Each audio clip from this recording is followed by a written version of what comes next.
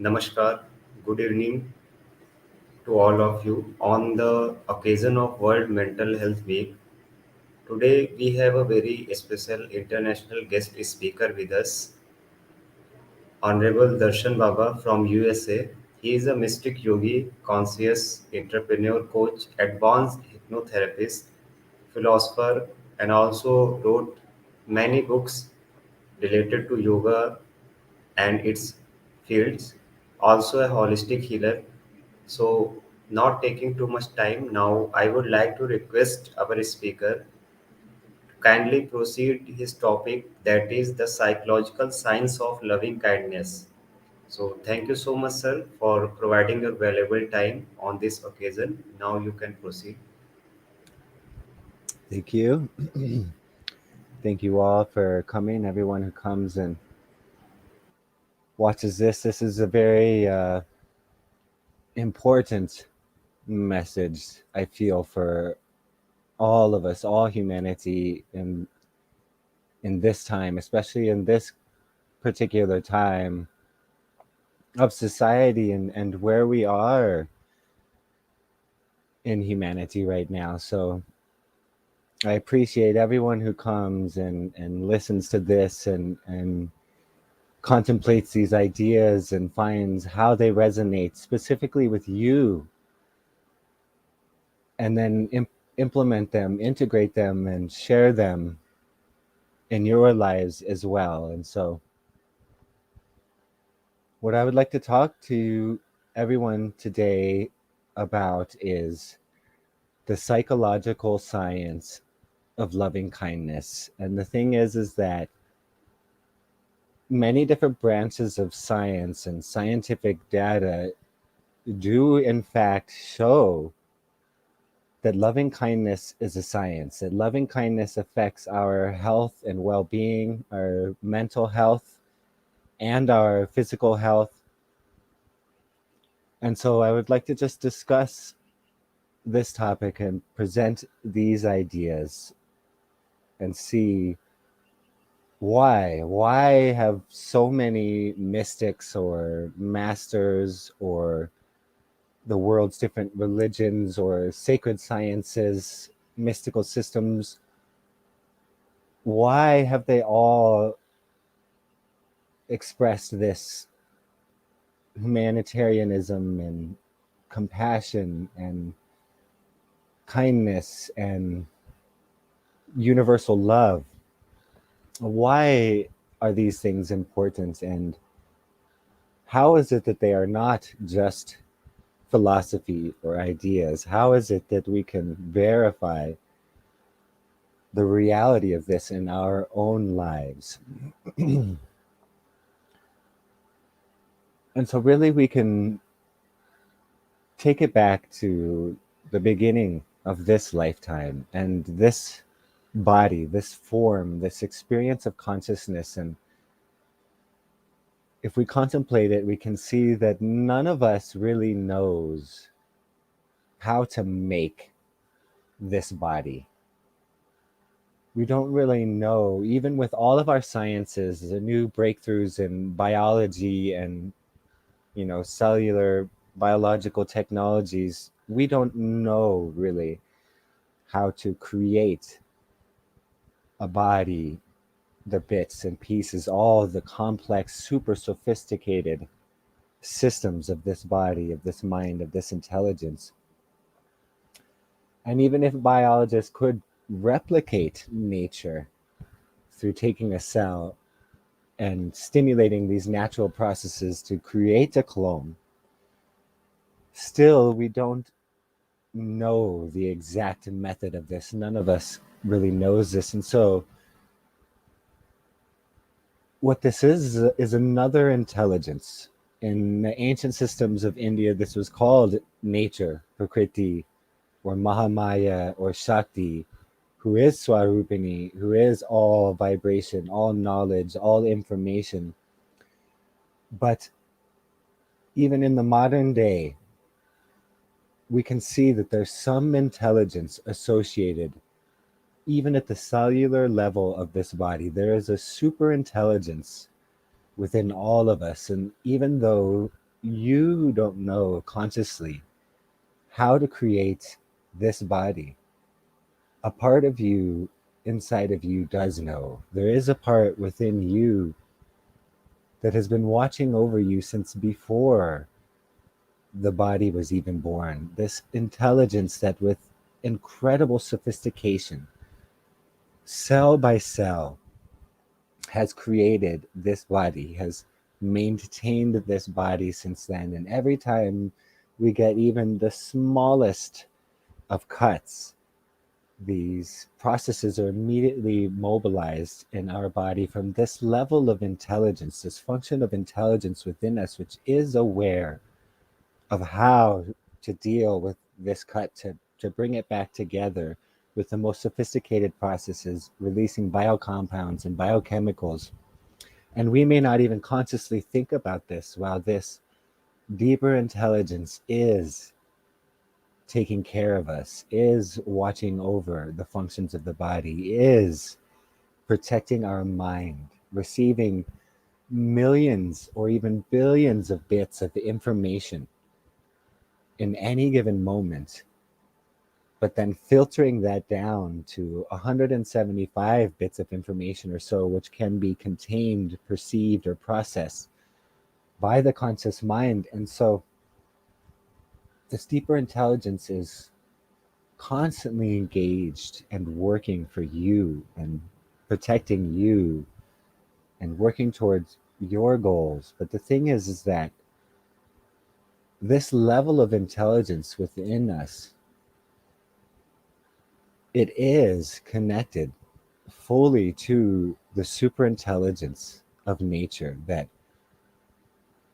to a certain level of us consciously, we may filter our experience and divide things in order to be able to function in the world and see that these things are apart and there's many. There's you and there's me. But this deeper level of intelligence, which is really responsible for taking care of this body, protecting our minds, it doesn't have this distinction the same. It sees only the self at all times and everywhere. And so it goes that whatever we think, whatever we do, whatever we say towards another, what we perceive about the world, is taken at a deeper level as being only a story about ourselves. It's a suggestion, a self suggestion, if you will, a hypnotic suggestion or an agreement, an idea.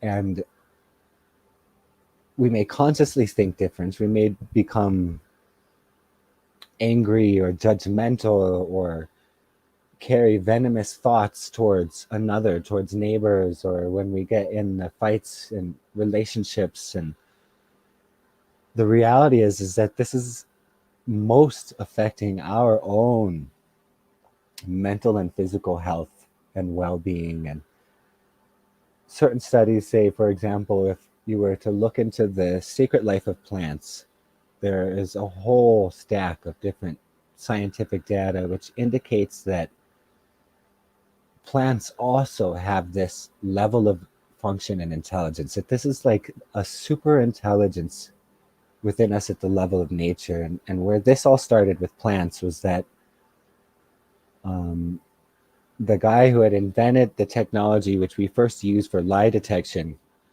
measures your emotional responses, the emotional impulses and different frequencies of emotional biochemical responses in the body. And this is how basically that they would, test for if you were lying, as there would be extreme spikes or there'd be abnormal emotional responses because of our unconscious communication, separate from our conscious communication when hooked up to this machine. Well, one day this man was sitting at his desk and he was just curious about, you know, he was kind of bored and he was a little curious. So he hooked up the machine to the plant. And to his surprise, the plant was giving off the same types of emotional or sentient conscious responses as we do, being hooked up to these plants. And so then This went into a whole other series of experiments with hooking plants up to these machines to be able to measure their responses, emotional responses, basically. And they found that when you have a house plant or like a farm, a garden, you have plants that you care for and you have a relationship with, if they're being monitored by these machines, they found that they will consciously follow your experiences throughout the day, even with you being hundreds of miles or thousands of miles away. They're able to pick up on this level of intelligence, this unity at some level. And so, if you were even across the world, 1,000 miles away, and they're measuring your plants, and you're having a terrible day, there's a super stressful response and a big emotional spike in your body, your plants would share the same emotional response. So this is some of this, just a piece of the scientific data that shows how literally we are all connected. That this concept of oneness, that everything is one, is not just philosophy. That it is real. Just as in quantum physics, it can be demonstrated through the smaller and the smaller and the smaller the bits of physical matter, physical reality are broken down, the more it is found to be unified, to be of one essence, to be one truth, infinite possibilities, infinite potential, energy, and intelligence. There is super intelligence, consciousness, awareness as a function of this.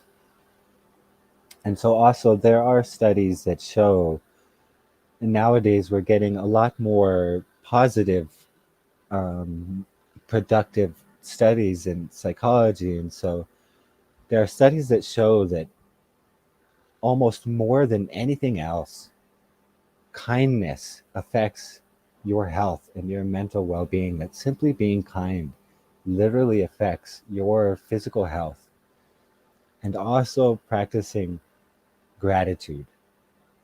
That people who practice more gratitude and are more grateful will be physically more healthy and also mentally more resilient, more healthy.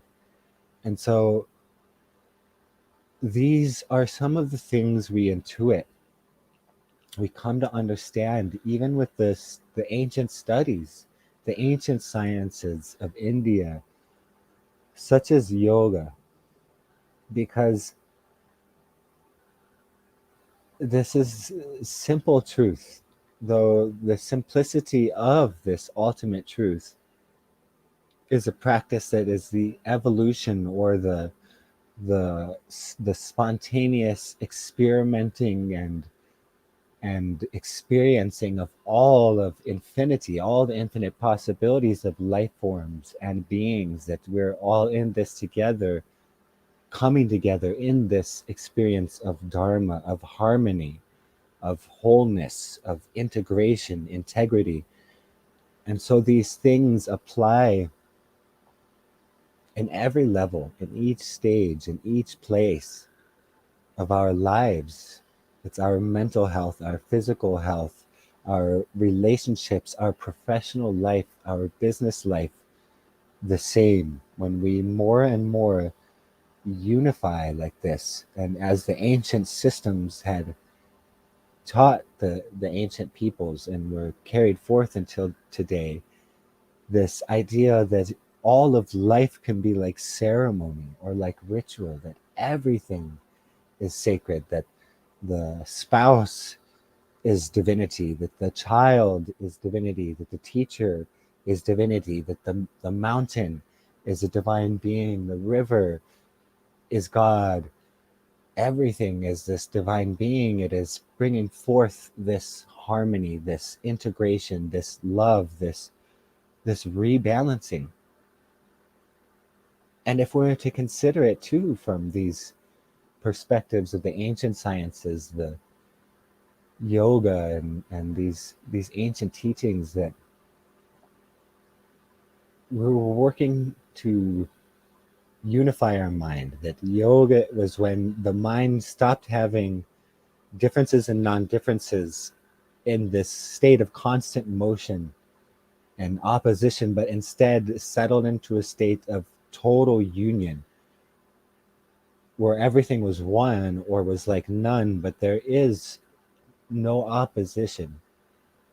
And it is a very practical science of loving kindness as well. The recognition of this one that I'm looking at is one, it is divinity, it is my own nature, it is the self in all, the infinite intelligence. And if we even consider this logically, what this means for our lives, just suppose, what does that mean for you in your life if at the deepest level you are completely connected to and an expression, a function of the super intelligence of the whole of life, of nature, of all masters, all mysticism, all power and knowledge, all divinity. And what that means to each of the different areas of our lives when we integrate that, when we make it whole and unified, when our business and professional life expresses this wholeness, that we think about the well being of our customers, not just making money, but the well being of our customers, and that our business and our service is of real value, is Dharma, is of real value to the world, to humanity, to the whole of life. How do things start to look different?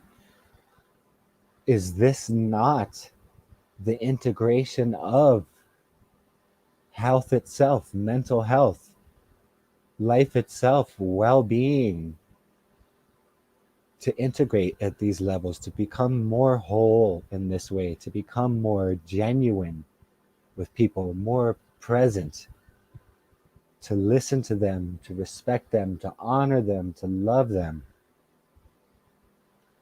And what this really means internally for us, it is shown scientifically in many different studies in different ways how it does affect our own mental state and well being, but it's also a light of wisdom that we can see this, that we can understand this, how everything starts to fit together instead of being in opposition, instead of even having to figure it out, so to say, to get the right answer as we've been schooled in this current system of knowledge, this current age or society of knowledge, where much of what we think of knowledge is only what can be learned from a book.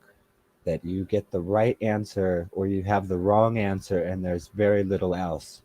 And this is not so much the stimulation of our own intelligence. Our own intelligence is to seek, is to know, is to contemplate, to experience, and to intuit directly into situations and experiences, picking up even on these millions and billions of bits of information that our deeper intelligence is constantly picking up on, even if it's filtered from our conscious experience. And so this intelligence is wholeness. It's trusting, it's allowing yourself to be more you, who you are really and truly, even before all of the learned knowledge and the right and wrong answers, and before anything anyone else ever said to you about yourself, or anything you ever thought about yourself. This is science, is the exploration of what is true,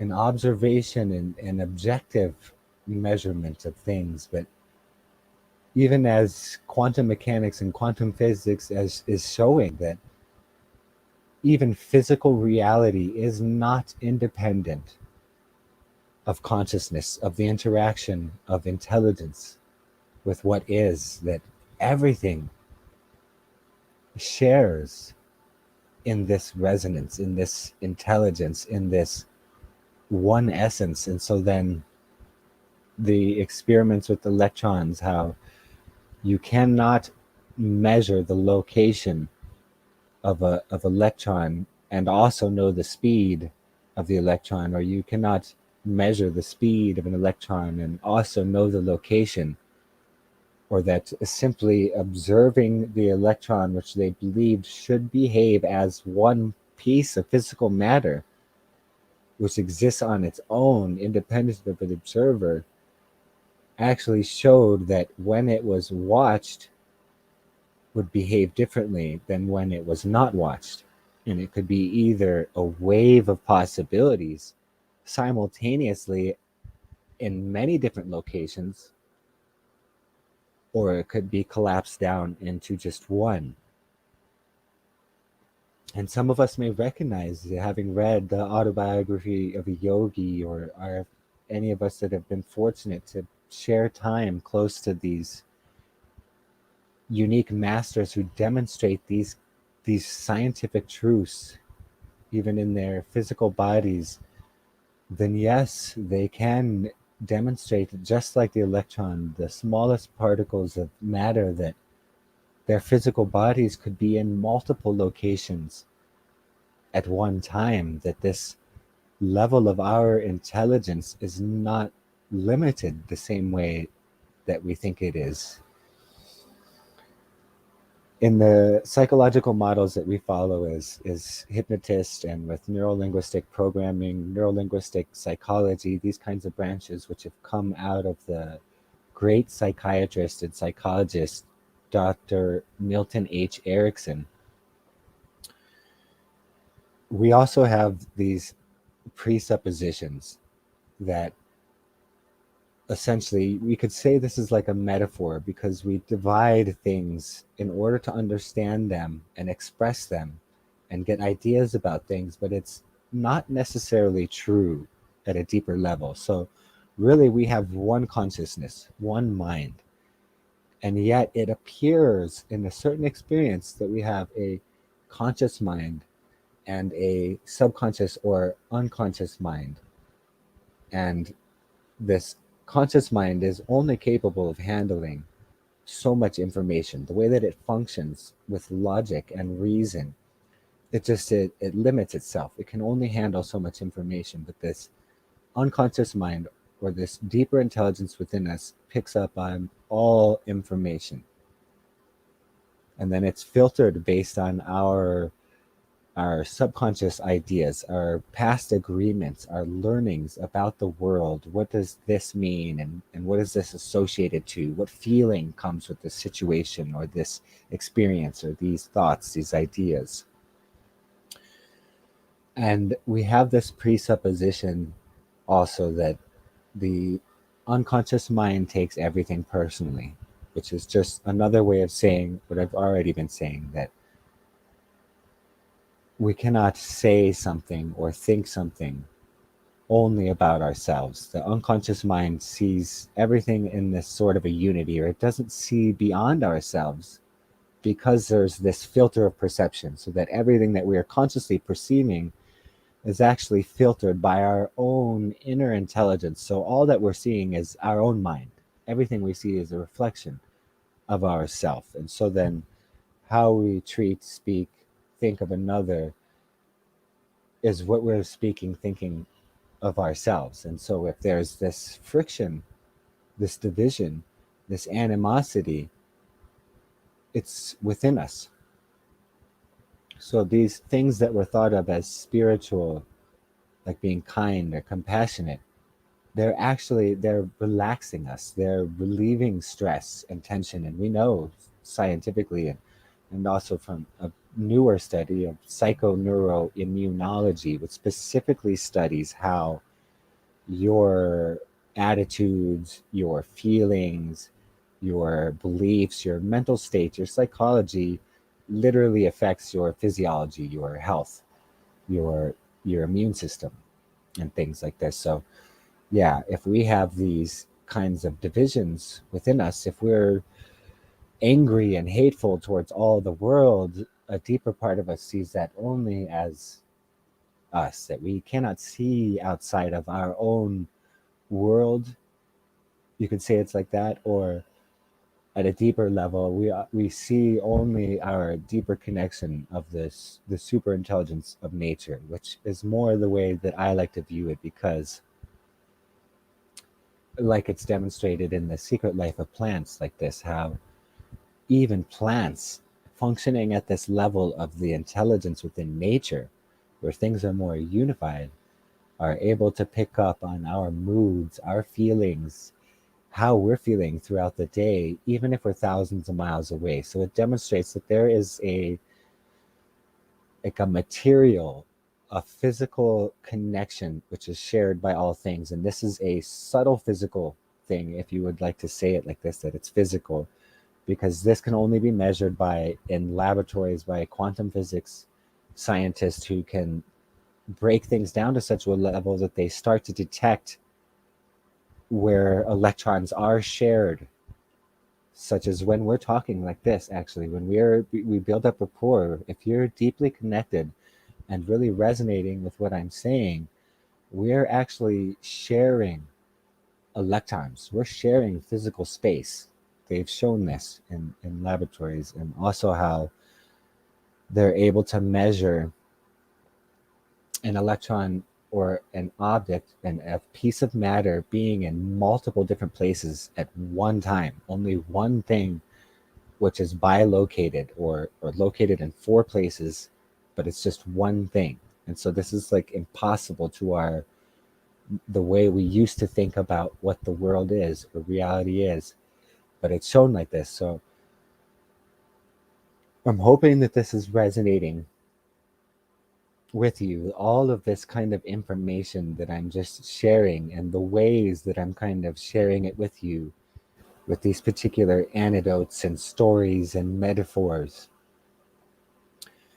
Because naturally, this is like the most important realization. It is the essence of the highest mysticism, and the goal of life itself is to really realize these things. And it's so simple. It can be so simple for us to say, and to point to these meanings, to these experiences with these words. And yet the words themselves are not it. It's not limited by these definitions or these words. That this is a super intelligent experience. It is your own life. That at certain levels, I'm sure you can resonate with what I'm saying, because you know there's this level of intelligence within you. You know that if the body gets cut, you may do certain things to take care of it, but really it's something inside of you, whether you notice the cut or not.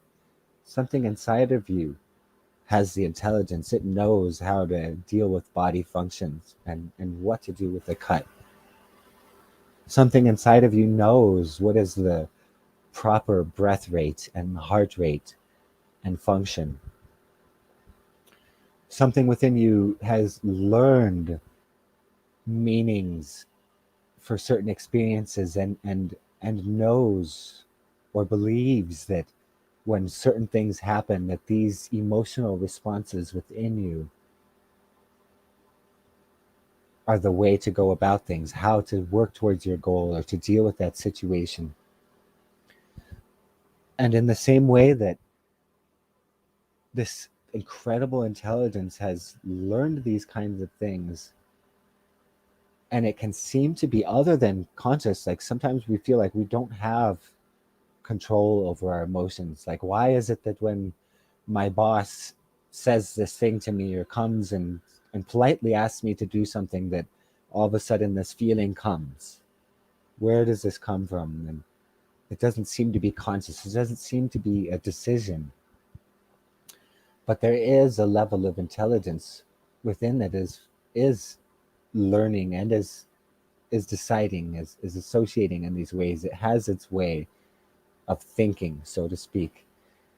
And in the same way that we've picked up any of these learnings, it is an incredible intelligence, just like the yogis have demonstrated, and we've seen in our own lives how we can surprise ourselves in certain circumstances where something, some resource, some ability comes out of us when we needed it, and we didn't know that we could do that. And we've all heard the stories of someone who's done something like this, a small woman picking up something huge, picking up a car, rickshaw or something to save the child, and things like this. That this shakti that's within us, this ability within our natural intelligence, our deeper intelligence, and there is always this hope, this light, this possibility of change, of living a better life, of being more happy and more fulfilled. And one of the simplest ways is this practicing of loving kindness, but we'll see too that that's an exercise for us in this life. And it begins with us. It begins and it ends with us. This is like a practice of yoga, of relationship of everyone with the one. That's why there's only like Dharma. It's like the one with the many with the one, but ultimately the one with the one. And this level of intelligence within us, it can guide us too. We can learn to trust more deeply in our inner selves, and this is part of it too. This being kind with ourselves, being self-compassionate, being loving and kind to ourselves. And studies have shown, new psychological studies have shown how the more self-compassionate we are, the more compassionate we can be with ourselves and forgive ourselves for making mistakes. That if we were less than kind in the past or something, to still deserve ourselves this love, to recognize that we're not separate or any lesser than anyone, that we all each deserve the same kindness, this nourishment, this this yeah, this nourishment of the nurturing love, the intelligence, the super intelligence of love, the expression and realization of all life as one. And as studies show that being more compassionate with ourselves, the more self-compassionate we are, the more compassionate we are with others, because this filter is not real. This deeper intelligence sees only a reflection of our own mind, our own ideas about the world, our own ideas about things, or it sees everything in this wholeness and this oneness. And so, of course, naturally, the more we can be loving and kind and compassionate to ourselves, the more that's going to go out to others. And the thing is that also modern psychological studies have shown that these ideas of self-esteem, what we kind of think of in the old psychological world of self-esteem, it doesn't actually show a whole lot of value. That the only thing we can really predict with what we think of as self-esteem is narcissism, like an overbalanced unhealthy ego, whereas self-compassion, really we can show that people are healthier members of society naturally. They're more pleasant to be around if they're compassionate, instead of no fun to be with, excuse me.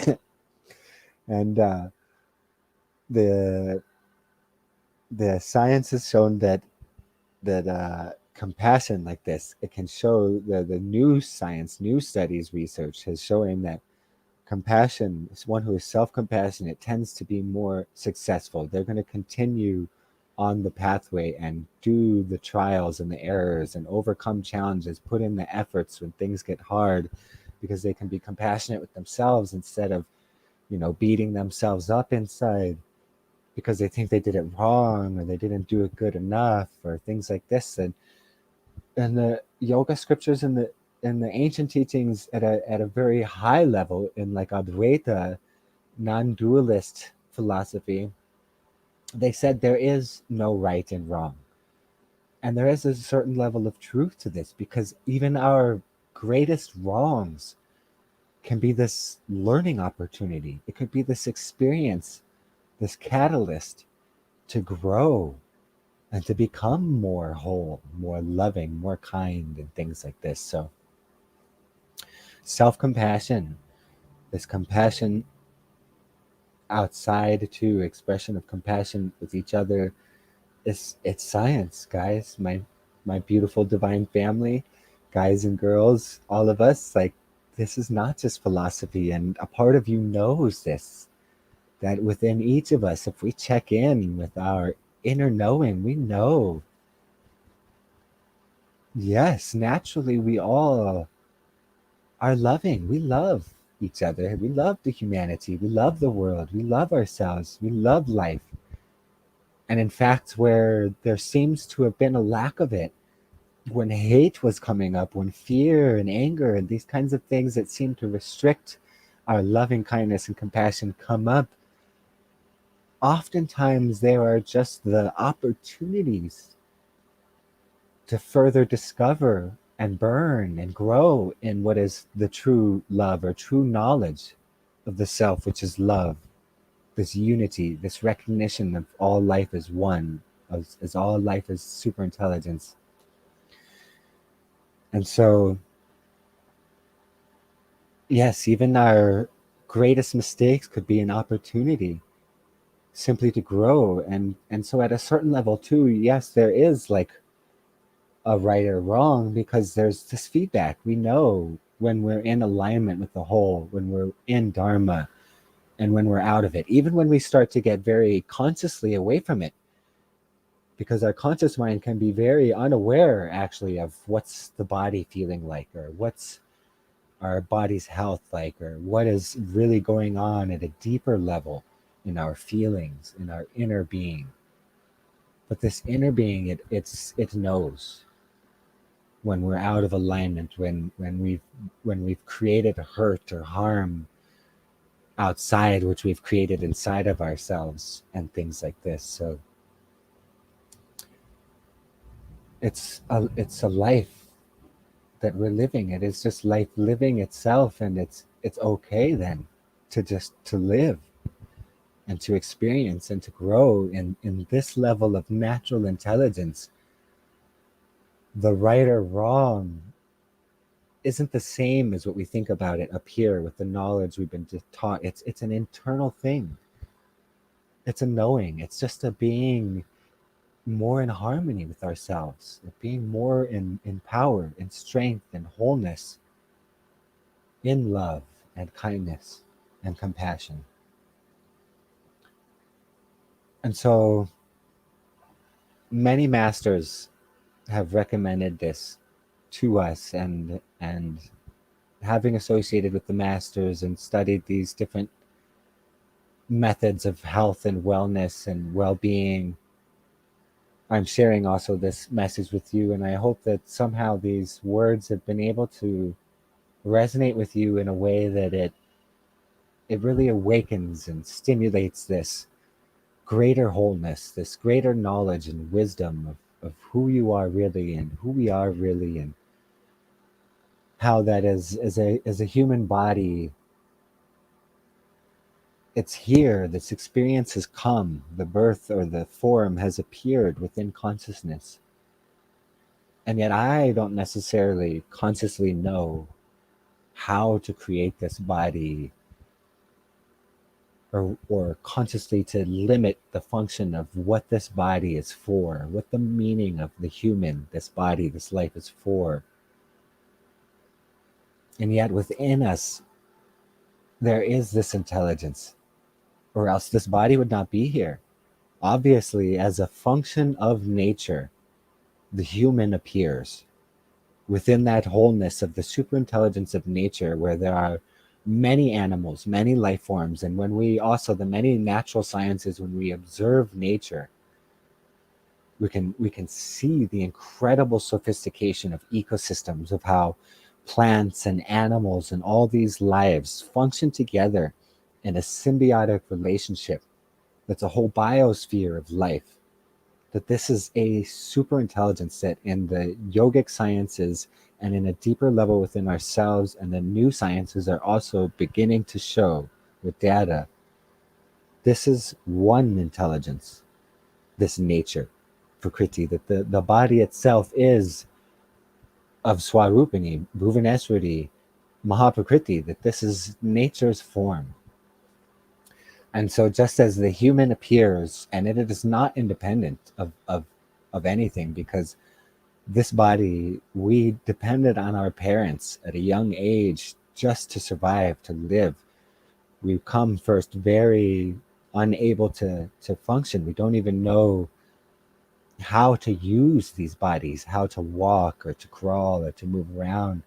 At first, a very small child could get stuck on its belly or side or back and not even be able to turn over. They are completely dependent on their parents. And so, in this way, we can see the human body is part of the humanity, and the humanity is a part of the nature. That this is one whole, that it's one harmonious super intelligence. And so I hope that something I've said can resonate with you on this, and it can be applied in a practical way in your life, even just to remember to smile at someone. That, as some yogis have said too, that even just getting someone to smile, offering a smile to someone to help them to relieve just a little stress that day and feel better, could be worth hours of meditation or chanting mantras with the wrong intention or ideas in mind. And so that's just my intention, is to share as in my dharma, my duty as a part of humanity, as equally in service to you, this inspiration, that your life will be inspired or become more harmonious or get better by the day after listening to this. And so I appreciate you listening to this, and taking whatever resonates with you, whatever seems to fit in your life, and applying that and sharing it with others, and allowing it to grow in just the right way for you. And I believe that's it for my talk for today, that I pretty much covered the topic. If you have any questions to draw out any more information, Samya? Sure. Thank you so much, sir, for such an insightful and very deep and having the eternal teachings in it. It is a session of full of enlightenment. It will truly enlighten all the sections of the society and all the kinds of human being on this planet.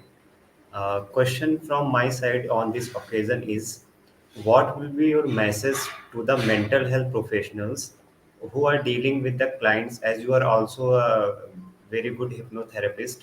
So what will be your message or advice to the mental health professionals, how they become an ideal mental health professional, or what qualities they should adopt first in them before the treating with clients? Yeah, so as you've said, the best thing that we can do is to adopt in our own lives. That in my school of hypnotherapy, that we call it going first, and this means even too to that we practice, and this is can be a lifelong practice. We can get better and better at this, but we even practice shifting in and out of different states, like excitement. We can just resonate with excitement, and we can share excitement with people, because when we resonate like that with it, then people pick up on it. Or we can go into a state of joy. We can practice an inner smile, and then we can just have a smile, and we can resonate with this. And this can carry in the tonality of our voices, even as you can hear the tonality of my voice shift as I think of these different states and associate with them. So, yeah, there's this is to practice, self compassion in your own life, and some sort of practice for well being, and it can be hard sometimes for us. Like, I know I've been getting really busy lately, and I spend a lot of time on the computer and stuff like this. It's very important for me to remember to get outside and do some exercise and eat well and things like this. not just get too lost in my work and things, because um, yeah, the more that we can go first, then we are like a like crystals or something. We resonate with frequencies and vibration and information based on how we're feeling inside and how our mental state is. And we all share this information. We're all psychics, we're all mind readers. We pick up on this information, it just gets filtered by our deeper intelligence as to how much of it gets passed to our conscious experience of the mind. But whether people are consciously aware of it or not, we are all sharing at a deeper level these resonances, this information. And so the more that you can be, whole in your own life, the more you can share that. And also, I like to say that, don't get mental with it. Our minds can grab on to any sort of thing. It could be like the most beautiful philosophy or spiritual truth or something, but our mind could grab onto it and use it to abuse other people or to abuse us if we become too fixated if it in it, and it becomes like something else basically. These sorts of truths are pointings to a higher realization in a very practical way too. And so don't be hard on yourself. Wherever you are, you can practice compassion. You can help someone feel better just by being loving and kind and compassionate, by being genuine with them, by really paying attention and listening to them. So a lot of these skills for a good practitioner in the mental health field are just, they're normal kind of natural people skills: to be present, to listen. Now these go down a whole rabbit hole of other possibilities to the levels that we can master this. Like Dr. Milton H. Erickson was just an incredible master at reading uh, our unconscious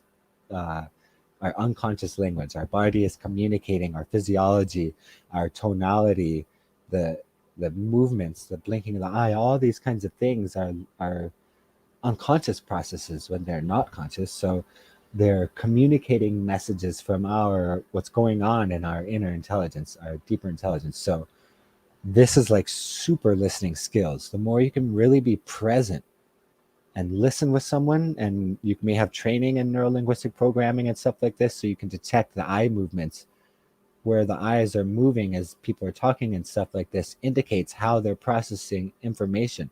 But these are like listening skills, like to be able to get out of our own head and projection about reality and things like this, just to pay attention and listen to someone so we can pick up on those super subtle um, signals in them. And then that ties also into the maps, the models that I use, which I would encourage anyone who's studying as a coach or a therapist in this kind of a field to look into these things. The meta pattern from John Overdurf. There is a book on the meta pattern. I don't have it right here, but um, this particular pattern has been shown by neuroscientists to literally rewire our brains. And it's basically as simple as interrupting the old pattern of neurology, the way that the brain used to send energy through the neurons, to interrupt that pattern and to give it a new direction, to wire in new neurons and give it a new direction. And so anyone who really understands how this pattern works, you can get incredible results in change work with people by being able to run the mind through these processes, the deeper intelligence, the unconscious mind, through a simple 4-step process. Like all the super complex neurolinguistic programming techniques and things like this all basically go around this one simple essence of a foundation. So I would recommend that. Look into the meta pattern from John Overdurf. Second question is, you are also providing so many good services through various platforms, whether it is dealing with the clients. So I want a brief intro about the services providing by you to the humanity, and how someone can avail that service, what are the process and what are the platforms through which they can understand the services, the good works is done by you or is continuously in progress. So how someone can uh, contact you or can avail these good services. Okay. So the sound didn't come through 100% clear, but I think I pretty much understood your question was about the services that I do and how someone could get involved with the services. And I have to say that, admit that largely I'm directing my practice towards working with high level executives and entrepreneur types, like fairly wealthy individuals, because that I like working with, owners of and executives in big companies and things like this, because what they do affects the lives of lots of other people essentially. And so when like a king, the dharma of a king is to be the servant of all the people that he manages, essentially, or she manages for a queen or whatever. So this is dharma, essentially. And when we restore dharma to executives, big business owners, and things like this, it causes a big change in society at many different levels, so that we have businesses making the right kind of decisions instead of in ignorance creating tension or destruction or basically harming their customers instead of actually serving them. It completely changes when people are in alignment with their own selves and bring this dharma out into the world. So I have to kind of say that my services are getting kind of exclusive and limited at this point. It's kind of very expensive, but um, I do still offer, excuse me, I do still offer services for free, even like for trade. If somebody wants to give me like a video testimonial before and after, or if they have some like web development skills or something that they could trade that would be helpful to me, I do offer sessions like this sometimes. But the thing is then it's just like, because I'm so busy, it could be like an application process to see if you can get in there during that time. And then also, I would like to do a lot more stuff with groups, to have more online things like this, some satsangs. There's some meditation teachings that I would like to share with people, especially like these meditation teachings and satsangs should be completely free to just share with people, as especially some of the masters that I associated with did not like the idea of these kinds of teachings being turned into a business and commercialized. And so I would like to do a lot more stuff like this. But the thing is, too, that I'm very busy. And if people will come out and they want to organize or they want to, pursue these kinds of teachings to get me to do some regular satsangs or meditations or something like this, it may take it just, yeah, that may take some effort too, essentially, for people to really want it enough to make some effort, because otherwise I am getting very busy nowadays, and it's harder to get a hold of me to work with. But there is the YouTube channel, Darshan Baba YouTube channel. There's lots of free videos, little exercises and things like this, which can be good on their own. There is my website, quantum nlp coach.com, which probably searching, Darshan Baba or will bring up my website.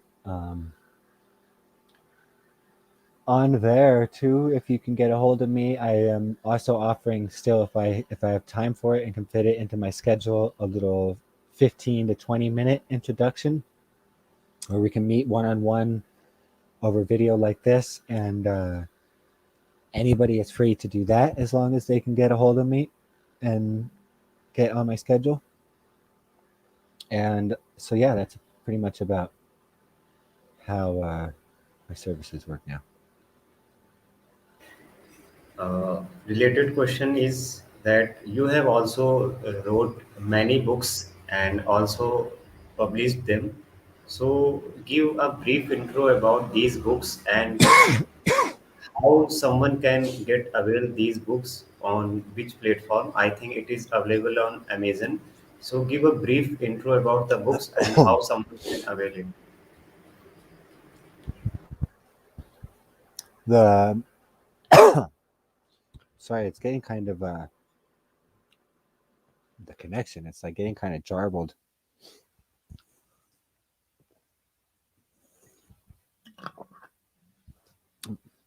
But I did get books, so I think you were asking about the books. They are on Amazon, and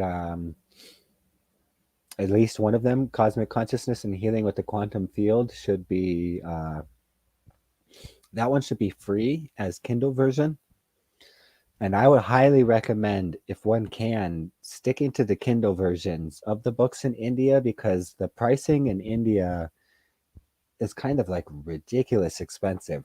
I had some bad reviews even where some people complained in India where they ordered the book, and these are like prices like if I remember right, it could be like 2,000 rupees or 3,000 rupees for one of these paperback books on Amazon in India, because they probably also ship from Europe or something like this, and it's just a little paperback book.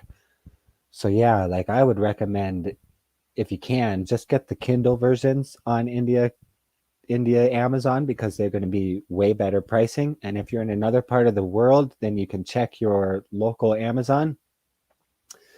And in the pricing in other currencies, it's fairly reasonable, I think, everywhere else. Someone should let me know if in your local region it is too expensive, so that I can try to fix it. But otherwise, yeah, and if it's too expensive, stick to the Kindle electronic version.